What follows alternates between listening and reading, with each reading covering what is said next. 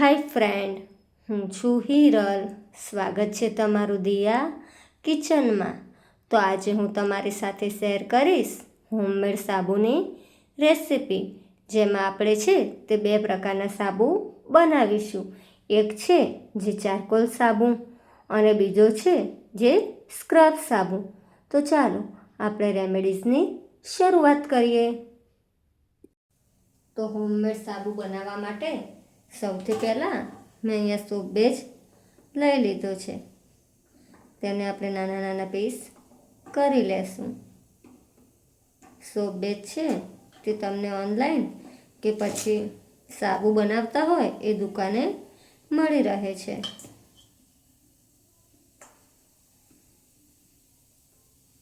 અને એક બાજુ ગેસ પર મેં પાણી પણ ગરમ થવા રાખી દીધું છે.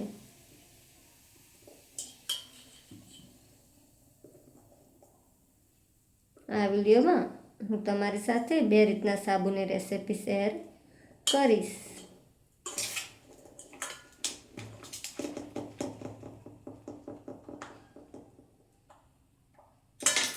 હવે આપણે આને ડબલ બોઇલિંગ મેથડથી મેલ્ટ કરી લેશું. તો અહીંયા ગરમ પાણી રાખ્યું છે અને એના પર આપણે આ રીતે સાબુવાળું વાસણ રાખી લેવાનું છે. ચમચાની મદદથી આપણે આ રીતે હલાવીશું. સોપ બેઝ મેલ્ટ કરવામાં આપણે ડબલ બોઇલિંગ મેથડ આવે એનો જ ઉપયોગ કરવાનો છે.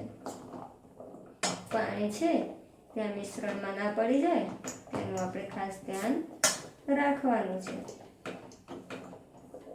તો અહીંયા આપણું સોપ બેઝ મેલ્ટ થાય ત્યાં સુધી આપણે સાબુમાં એડ કરવાનું મિશ્રણ તૈયાર કરી લઈએ. તો અહીંયા હું બે પ્રકારના સાબુ બનાવીશ.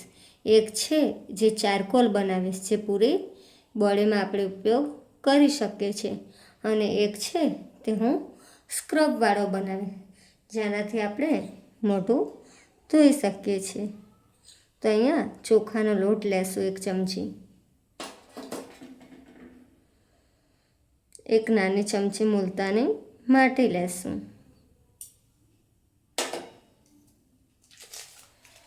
1 ચમચી આપણે કોફી પાવડર લેશું,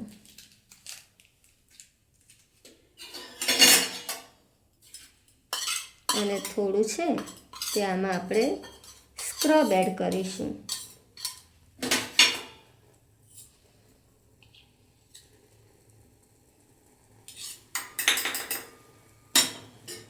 બધું એડ કરી અને બરાબર મિક્સ કરી લેશું.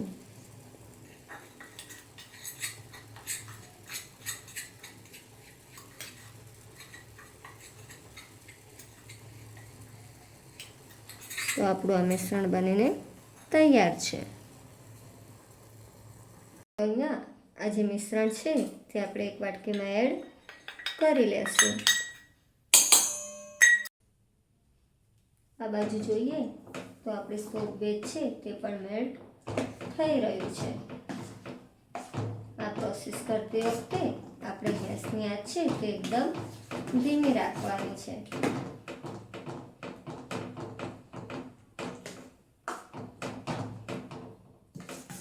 આ રીતે તમે ઘરે કેમિકલ વગરનો સાબુ તૈયાર કરી શકો છો, અને આનો બિઝનેસ કરવો હોય તો પણ તમે કરી શકો છો.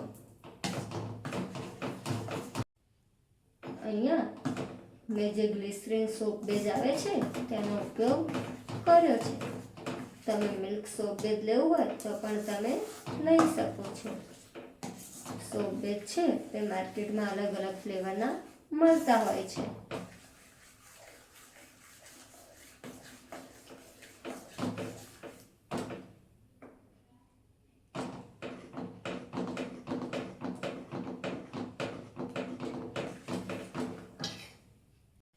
હવે જે આપણે આ મિશ્રણવાળો વાટકો રાખ્યો છે આમાં મેલ્ટ થયેલો થોડો સોપ બેઝ એડ કરી લેશું. મેલ્ટ થયેલું જ આપણે સોપ બેઝ એડ કરવાનું છે. અને હવે આને બરાબર મિક્સ કરી લેશું.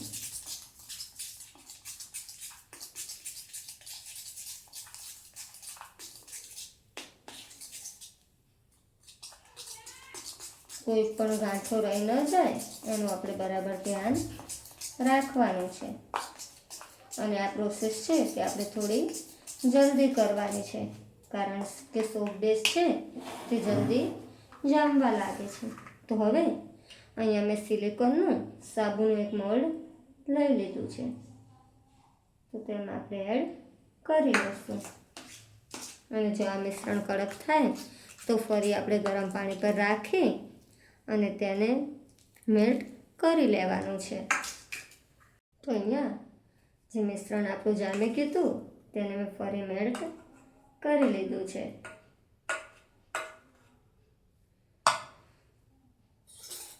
હવે તો સ્ક્રબ સાબુ છે તે આપણા તૈયાર થઈ ગયા છે. તો હવે ફરીથી આ બધું મિશ્રણ મેલ્ટ થાય એટલે આપણે ચારકોલ સાબુ છે તે તૈયાર કરી લેશું. ચારકોલ સાબુ તૈયાર કરવા માટે કોલસો હોય એને આપણે બરાબર પીસી લેવાનો છે.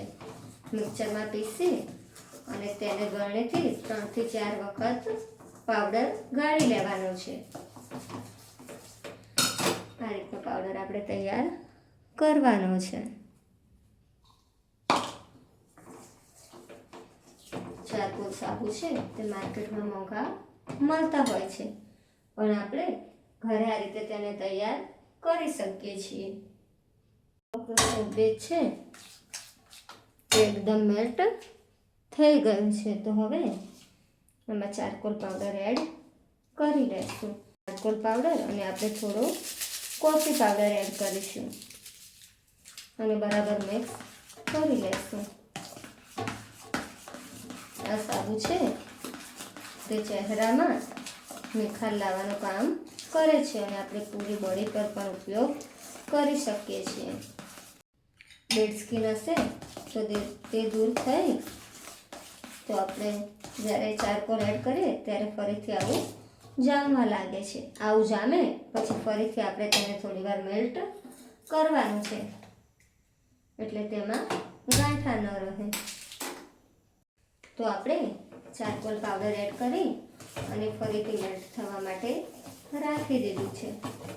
તો ચારકોલ છે તે આપણા શરીરની ત્વચા છે તેના ડેડ સ્કિન હોય તો તે દૂર કરી અને ચમકાવવામાં મદદ કરે છે. તો હવે આપણું મિશ્રણ છે તે એકદમ મેલ્ટ થઈ ગયું છે. તેને સોપ બેઝમાં એડ કરી લેશું. તો એને આ રીતે સાબુના મોલ્ડમાં એડ કરી લેશું.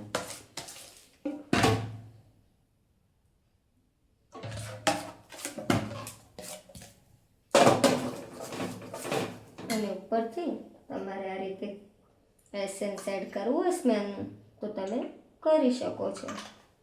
અહીંયા મેં લવંડર એસેન્સ યુઝ કર્યું છે. તો સાબુ છે તે આપણા જામવા લાગ્યા છે. તો હું તમને એક ચેક કરીને બતાવું.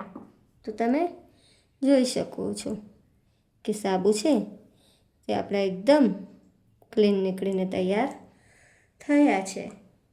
તો સાબુ છે એ 4 મેં ડીમોલ્ડ કરી લીધા છે.